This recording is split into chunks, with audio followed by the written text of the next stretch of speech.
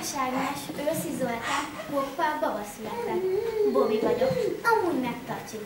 Máskülönben pedig a földkerekség legszebb, legintelligensebb és legszeretetlenebb kutyáját tisztelhetitek bennem. Pontosabban a múlt hétig ez így volt, ám akkor borzasztó dolog történt. A gazdasszonyom pár napra elutazott valahová egyedül, és teljesen lefogyva egy parányi nyüszögő bakivalamátságban jött haza.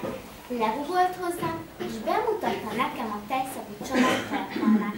Látod, Bobby, ő a mi kicsi babánk, és a te új kis barátod. Na, mit szólsz? Dúzsolt a kedvesen. Ha tudnék beszélni, akkor ettől a bejelentéstől biztosan megkukultam volna. Még soha az életemben nem láttam ilyen érdekes teremtményt, mint ez a baba. A formáját tekintve leginkább embernek nézett ki, de az emberek nem szoktak ilyen picikék lenni.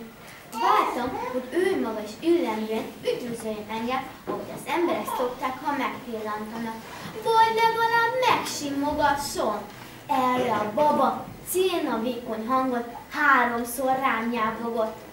Gondoltam is, jó lesz veled vigyázni. Gyanús egy alak, annyi bizonyos. Már az sem tetszik, hogy a hátán fekszik. Lehet, hogy valami nagy csín követett el, mert én akkor adom így meg magam, ha rossz fát teszek a tűzre. A gazdi azt sem tudta, mit csinálni örömében. Folyton a baba körül lebzsett, míg a lélegzetvételét is leste. Ha a baba nyőszörgött, egyből ott elme, hogy a szolgálatát felajánlja neki. Régebben a gazdimat ismertem el Falka Veszélnek, vagyis egyedül neki fogadtam szót. Hoppá! Lehet, hogy ezentúl ez a baba lesz az új Falka vezér. Te jóságos ég!